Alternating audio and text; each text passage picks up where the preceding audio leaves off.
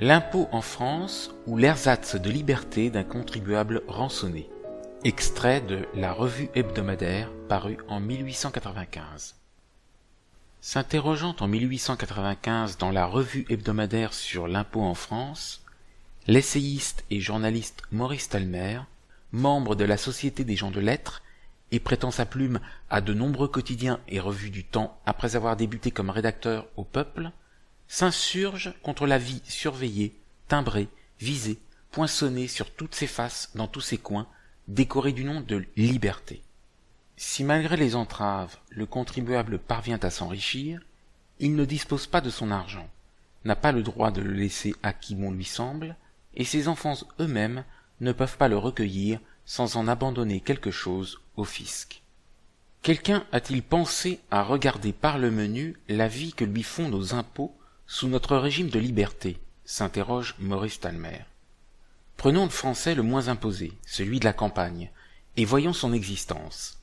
Avant même d'avoir payé sa maison, et de pouvoir s'y dire chez lui, il a déjà payé des droits de mutation, c'est-à-dire qu'il ne paye pas seulement ce qu'il achète, mais le droit de le payer, et le prix du prix, outre le prix lui-même. Le bon français, cependant, paye sans murmurer, subit docilement ce péage à sa propre porte, et se trouve ensuite soumis une fois dans son domaine, et rien que pour y rester, à 3 taxes différentes. Il paye pour le foncier, pour les portes et fenêtres, et pour le mobilier.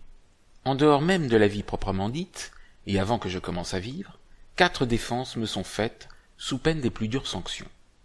Défense de m'acheter une maison sans payer pour la payer, défense d'en posséder les 4 murs sans payer pour les 4 murs, défense d'y avoir une porte ou une fenêtre sans payer pour la porte et pour la fenêtre, instituée sous la Révolution par le Directoire, le 24 novembre 1798, l'impôt sur les portes et fenêtres sera supprimé en 1926.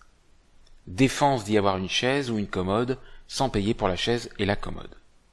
Je paye une première fois mon logis parce que j'en débourse les deniers, une seconde fois parce que je l'ai, une troisième fois pour y voir clair, une quatrième fois pour ne pas y rentrer par la cheminée, une 5e fois pour ne pas y coucher par terre, et même encore une 6e fois en vertu de la cote personnelle, qui me rançonne parce que je suis moi, et qu'en étant moi, je ne suis pas un autre.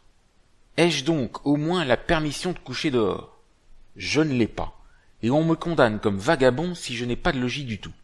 Voilà comment des lois, dans un pays libre, commencent à vous garantir la liberté. Car ces premières impositions ne sont qu'un prélude, et le contribuable français n'a rien souffert encore en les subissant. Une fois chez lui, il doit s'alimenter, se vêtir, aller et venir, se défendre, plaider, élever ses enfants, les établir, succéder soi-même à ses parents, semer, récolter, commercer, travailler, même aussi se délasser et prendre des récréations, en un mot, vivre. Or, nous allons devoir continuer à payer, outre la valeur des choses de la vie, le paiement même de ces choses, et de presque toutes. Il ne peut avoir ni un cheval, ni une voiture, ni un chien, sans que l'État le sache et l'impose pour son cheval, sa voiture et son chien. Il n'a pas la liberté d'aller en cabriolet et d'être suivi d'un caniche sous le règne de la liberté. Et si ces allumettes lui viennent de Genève ou de Bruxelles, il commet un délit. Il n'a pas le droit, sous la République, d'allumer son feu comme il l'entend. Il est taxé pour se chauffer, et pour boire, et pour fumer, et pour jouer aux cartes, et pour son verre de vin, et pour sa tasse de café, et pour son cigare, et pour sa partie de bésigue.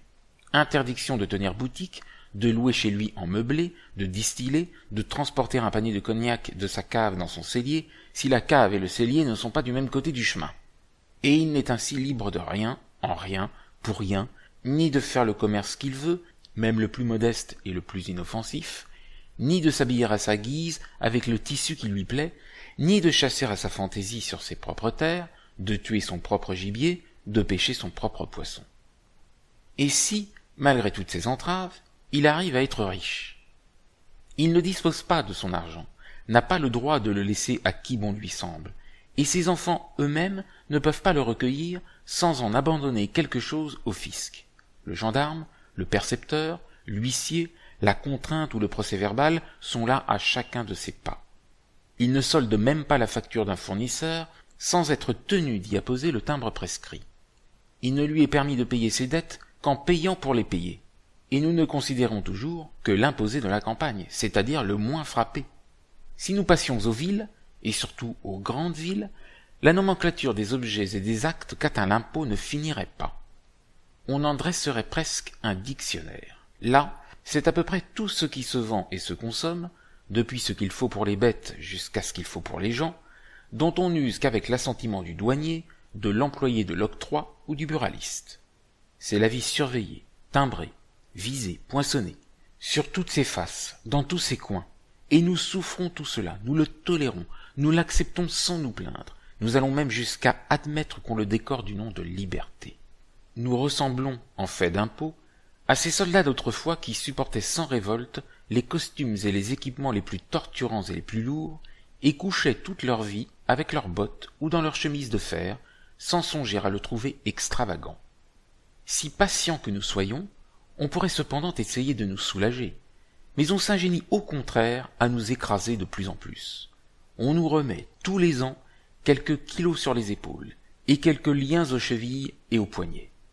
Tant que nous remuons, on nous garrotte, et tant que nous ne tombons pas, on nous charge. Le ministre du semestre, ou les députés de sa suite, cherchant ce qui n'est pas encore frappé dans notre existence, le frappent dès qu'ils l'ont trouvé, et gagnent ainsi leur traitement à découvrir les veines où nous n'avons pas été saignés. On peut encore, se dit l'un, avoir un domestique sans que nous nous en mêlions? Frappons les domestiques. Il reste encore, se dit un second, une vexation à exercer contre les rentiers? Frappons les rentiers. Il est encore permis, remarque un troisième, d'avoir un piano sans notre visa? Frappons les pianistes.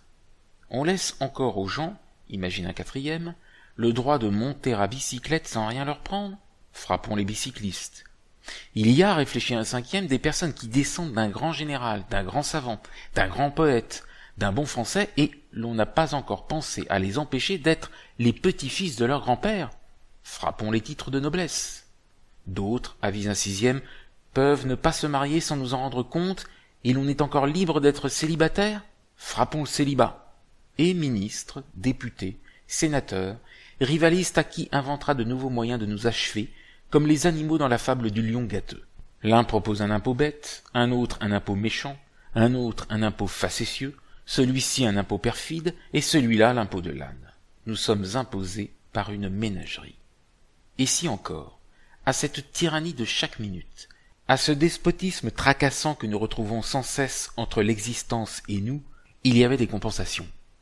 Si tous les droits que nous payons, droit de boire, de manger, de nous loger, d'avoir notre table, notre lit, notre toit, notre feu, et droit même de respirer et de voir le soleil chez nous, si le paiement de ces droits qu'on ne devrait pas payer nous représentait au moins un échange, s'il nous procurait quelque chose comme réalité ou seulement comme illusion, si nous avions en retour soit un gouvernement sûr, soit un état social tranquillisant, soit quelque sujet de gloire ou de rêve capable de nous consoler ou de nous bercer, soit même une saine vie matérielle bien assurée, la simple et grossière certitude du râtelier.